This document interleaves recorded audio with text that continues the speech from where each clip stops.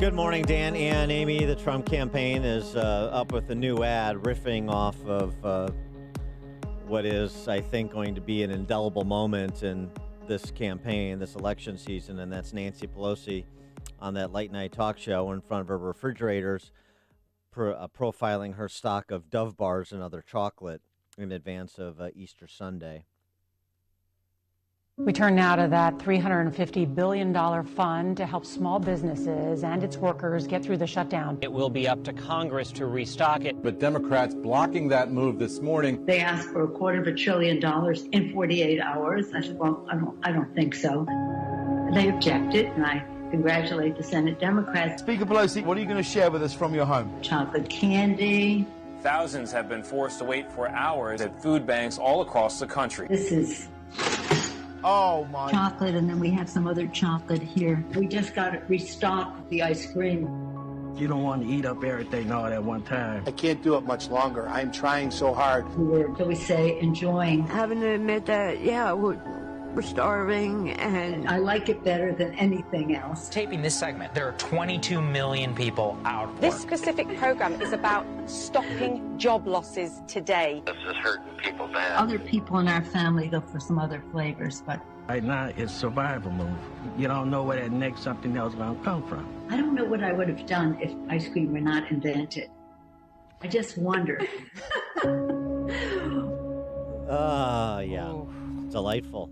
Yeah, the juxtaposition between people suffering and Nancy Pelosi profiling her dual refrigerators and all the chocolate contained within them. It's like she's in a 5-star resort or something, with a world-class kitchen there. I mean, there is a level of tone deafness there that is difficult to deny, and I think it's effectively juxtaposed with people's comments, regular people's comments who are suffering. But that doesn't necessarily mean that it redounds to the benefit of President Trump. For more on this, we're pleased to be joined again by Mark Penn, who's the managing partner of the Stagwell Group. He's chairman of the Harris Poll and author of Micro Trends Squared, the new small forces driving today's big disruptions. Mark, thanks for joining us. Appreciate it. Thank you. Late last month, you as the chairman of the Harris Poll and colleagues looked at where things stand now. I mean, 3 weeks is like an eternity when every day seems like a lifetime. But you found that at least toward the end of March, that people were really divided on President Trump, including his handling of the viral outbreak.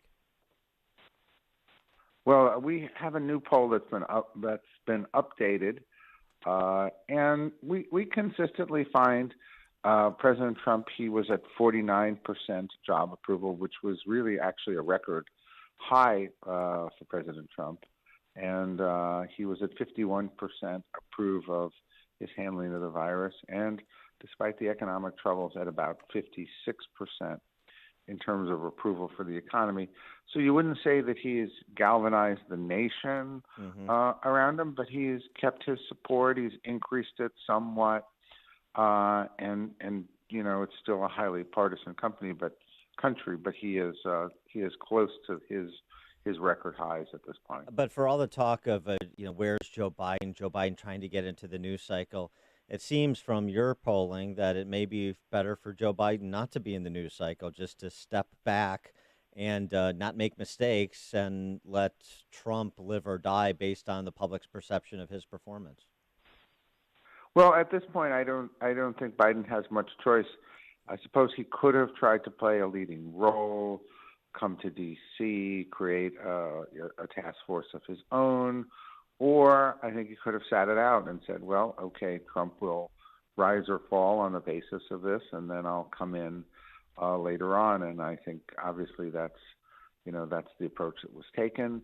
He has consistently overperformed. I don't think people expected him to win the primary as easily as he wound up winning the primary. And so the strategy may seem a little bit unorthodox in a crisis like this, but he continues to lead in head-to-head races against President Trump, though I don't think they mean terribly much until the race is really joined one-on-one. Likely voters, the race is much closer. The Republicans seem to be somewhat more energized overall. Yeah. What is campaigning during a pandemic going to look like?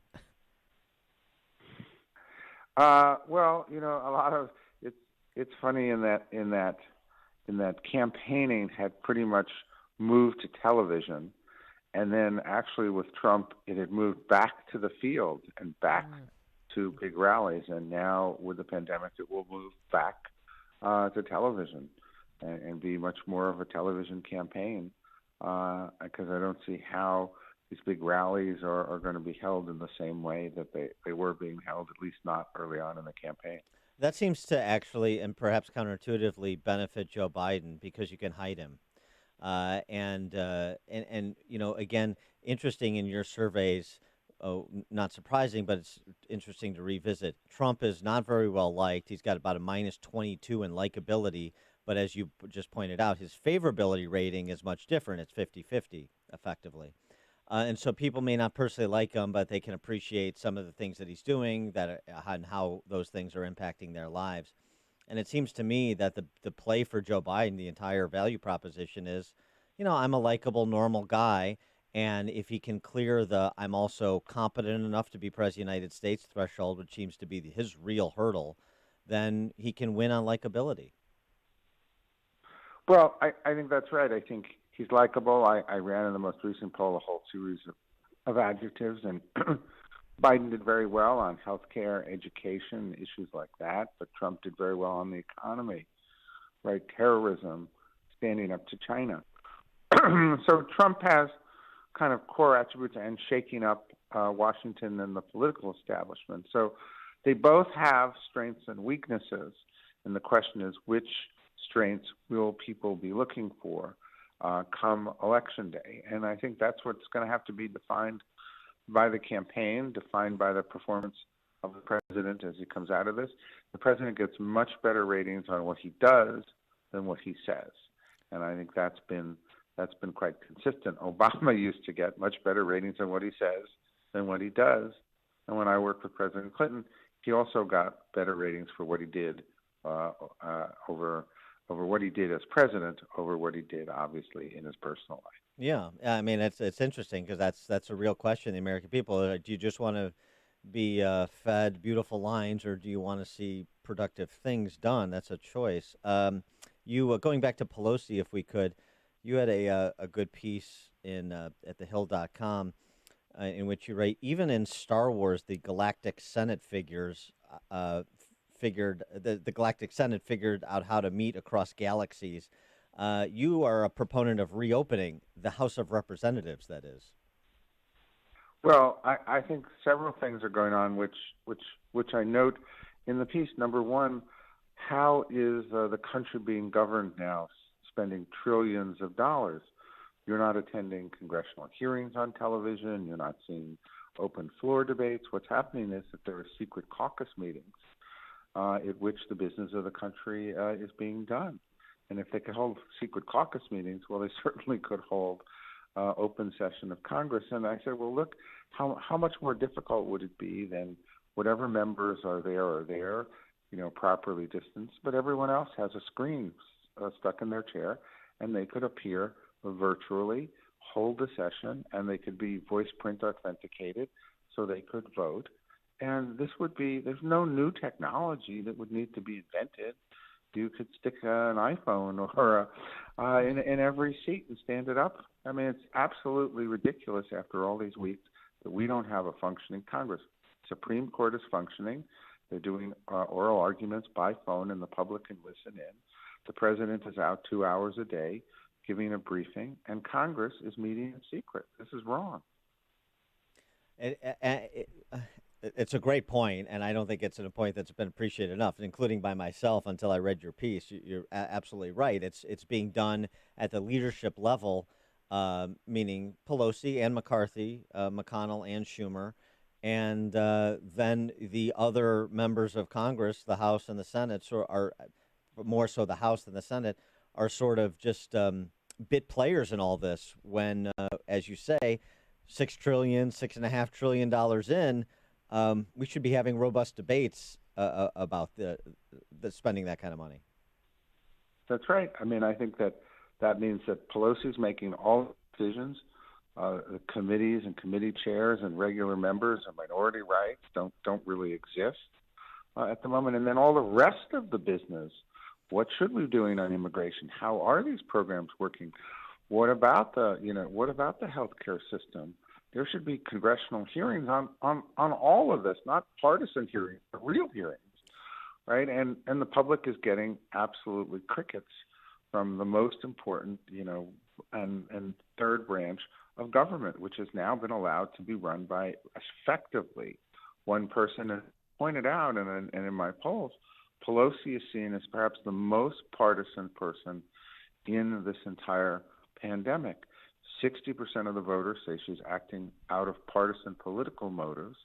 Right now, actually, a majority says the president is not by two or 3 points in the latest poll. And this is underscored by the fact that we don't have a functioning Congress at the time. And technology could easily be applied to make this a fully functioning body. Just as so many companies are working at home. Yeah, it's interesting. Could it be, though, and this is, again, perhaps counterintuitive, the way people think, politicians are always preening before cameras.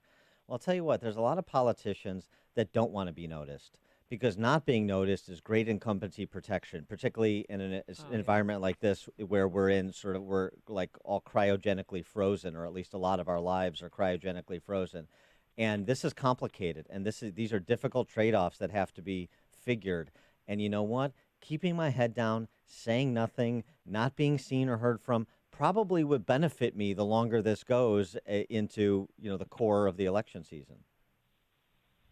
Maybe, maybe not. I mean, I don't think that's what's motivating what we're seeing with Congress. I think what's motivating what we're seeing with Congress is, why should I have 435 people making a decision when I could just make all the decisions? I think that's clearly the result of this. And I think actually a lot of moderate members whose voices get lost in this and are up for re-election are unhappy about this because they don't have they don't have an independent voice. And so I don't think it's working for politics. I think that it is working. It's more about power, and I think it's a significant issue. I think it should be clear. There's no excuse, given that the Supreme Court can figure out, how to keep functioning appropriately. There's no reason that Congress couldn't figure this out and do a mixed version of online, virtual, and present in order to keep the business of the country moving in a transparent and democratic way. He is Mark Penn, managing partner of the Stagwell Group, chairman of the Harris Poll, and author of Microtrends Squared, the New Small Forces Driving Today's Big Disruptions. And also check out his piece that we were just discussing at thehill.com as well, which I'll tweet out. Mark, thanks for joining us. Appreciate it. Thank you. Thanks. And he joined us on our turnkey.pro answer line.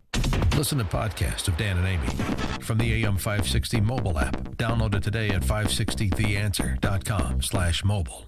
Townstone Financial is synonymous with great rates, low closing costs, and phenomenal service to the thousands who have completed purchases and refinances with us since 2002. Hi, my name is Barry Sterner, owner of Townstone Financial. Let's hear from Jim.